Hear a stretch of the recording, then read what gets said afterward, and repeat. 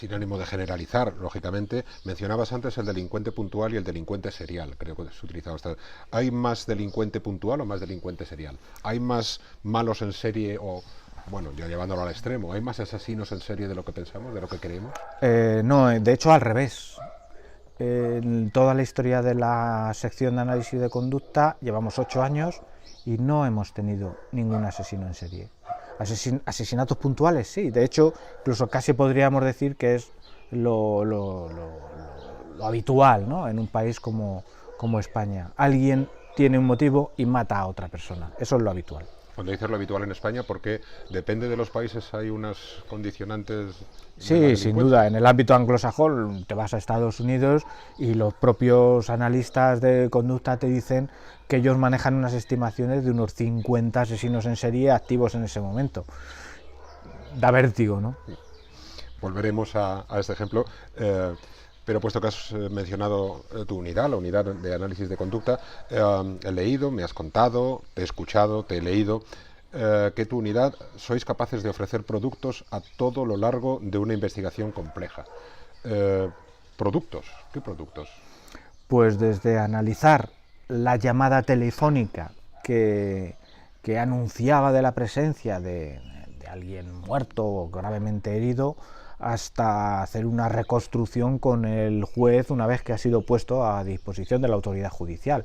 Durante todo ese recorrido de la investigación podemos ofrecer algo concreto, un perfil basado en el Vera, cuando no sabemos quién es el sospechoso, un contraperfil, cuando tenemos un sospechoso identificado y queremos ver si alguien así podía haber sido capaz de cometer un hecho de esta manera, pasando por todo lo que tiene que ver con la preparación y ejecución de un interrogatorio. Es decir, durante toda la fase de investigación, raro es el momento en el que no podamos dar algo concreto.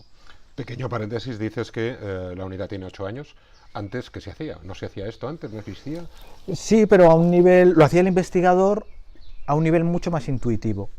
De hecho, tú le preguntabas y decías, no sé, me daban en eso que siempre hemos llamado el olfato policial, ¿no? Y basado fundamentalmente en su propia experiencia. Entonces, la dificultad o la ventaja, dependiendo de si le salía bien o mal, era que cada uno aplicaba su librillo a sus casos, pero siempre su librillo. Entonces, cuando encajaba con el caso, salía bien. Cuando no encajaba, no le salía. Estaba, pero no se sabía. Exactamente. Vuelvo a la textualidad de cosas que te he oído y que me has dicho. Dices, en nuestra unidad empleamos tecnología punta. Bueno, cada vez hay más investigación, no ya en tecnología, sino en el funcionamiento en general de la mente, del cerebro, y eso se está descubriendo con nuevas tecnologías. Y es verdad que nosotros las probamos y tratamos de ver en qué medida facilitan nuestro trabajo. Eso sí, cuanto más sofisticado es, más nos damos cuenta de que la clave siempre la tiene el analista y la conclusión la da el analista, el ser humano. La máquina lo que nos lo hace es más fácil, detecta más cosas para que el analista humano interprete mejor. No creáis vosotros esa tecnología, sino que adaptáis la que hay a vuestro interés. Exactamente. Pericial. Son los expertos en esa tecnología los que nos lo ofrecen, nosotros lo testamos y en función del resultado pues avanzamos o no por ese camino. La conducta o el caso más aberrante, más retorcido que te haya tocado trajinar.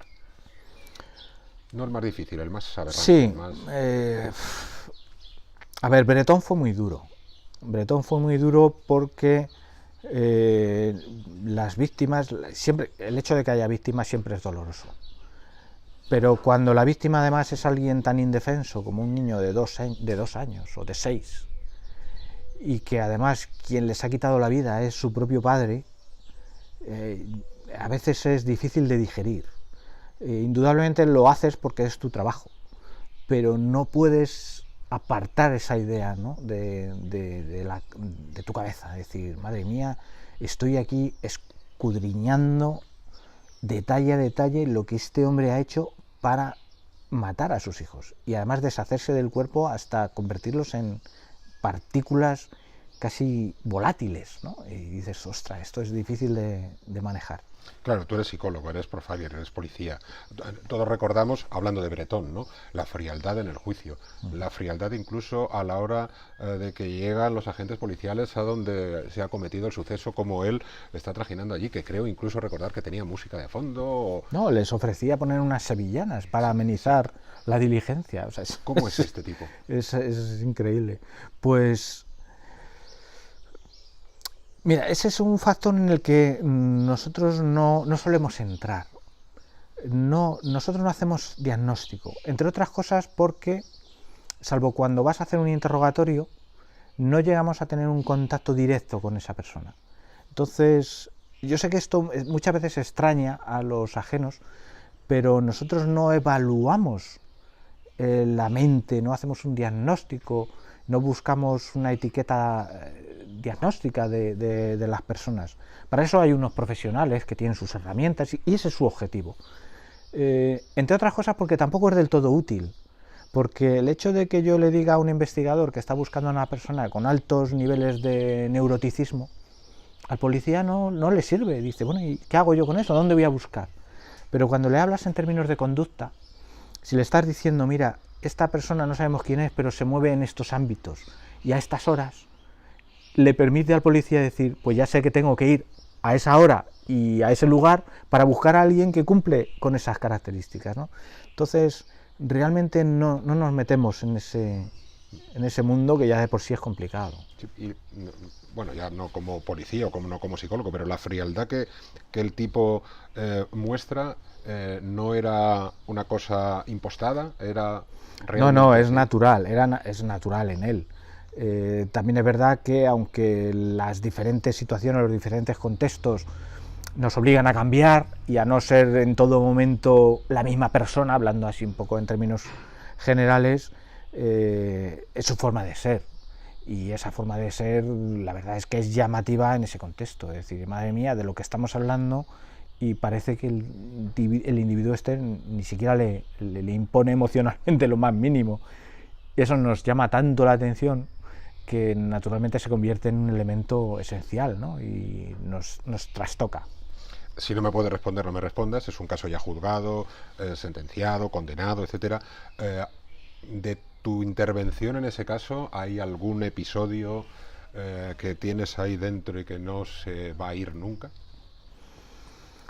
De este caso concreto de Bretón, dices, yo creo que el momento en el que efectivamente descubres que los restos que se habían encontrado correspondían a los niños, porque es verdad que de algún modo desde el comienzo de la investigación teníamos claro que era el responsable de su muerte y de su desaparición, pero no de cómo los había hecho desaparecer. Y cuando ya te das cuenta de que él ha trabajado, ha preparado, ha planificado un crematorio, y es inevitable, y sobre todo alguien que tiene imaginación, como es este caso, te los imaginas portando en sus brazos a los niños y depositándolos en el crematorio. O sea, ese momento es duro. ¿El caso más difícil? El caso más difícil, todos los que tenemos sin esclarecer.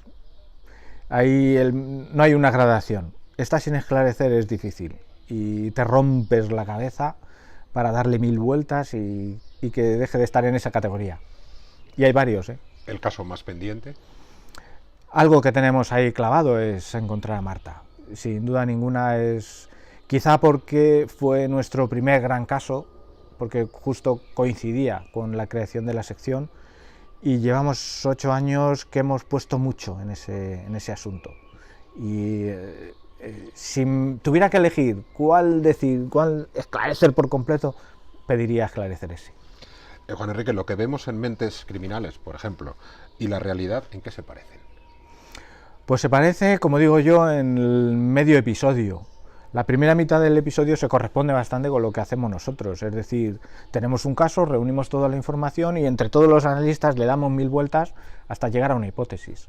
La segunda parte, que es la operativa, esa ya no se corresponde. La detención la hacen los operativos. El analista ya ha hecho su trabajo, que es plantear buenas preguntas, y hasta ahí llegamos. Todo lo demás es licencia dramática. Hay compañeros tuyos policía que, no sé si tú coincides con ellos, por eso te lo pregunto, ¿no?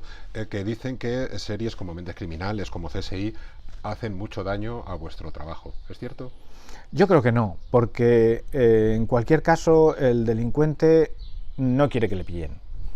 Y para eso va a hacer todo lo posible, va a estudiar. Y se hará sus másteres, aunque sean hablando con otros que tienen esa experiencia. Siempre digo lo mismo, una cosa es que sepas lo que tienes que hacer y otra cosa es que tengas la habilidad para hacerlo. Y a veces el hecho de que quieran hacerlo tan sofisticadamente parecido a la realidad es tan difícil de llevar a cabo que es su perdición, es su gran error. Entonces, no es tan importante. He leído que la sección que tú diriges es una de las mejores secciones de análisis de conducta del mundo.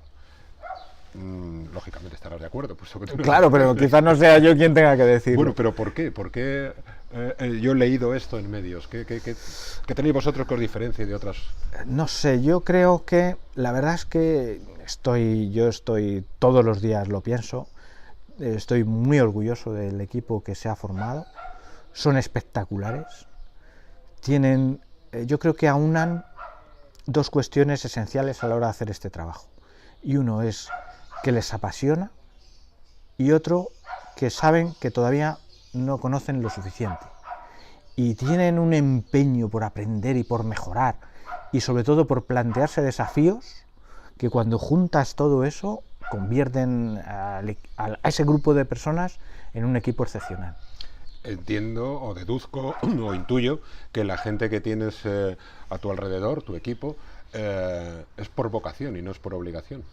No, todos son vocacionales, se han esforzado mucho y han tenido que pasar mucho por llegar, ni se les pasa por la cabeza abandonar, por lo tanto solo puede crecer y es absolutamente apasionante. Están involucrados al ¿cuánto por 100?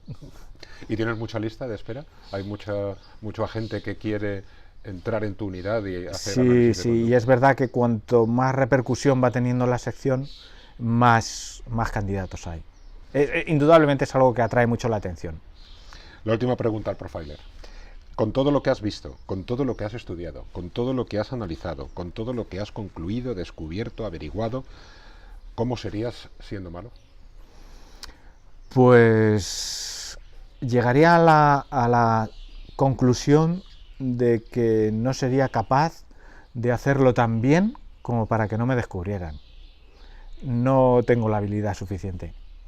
Seguro que hay uno de estos analistas que me pillaba, fijo.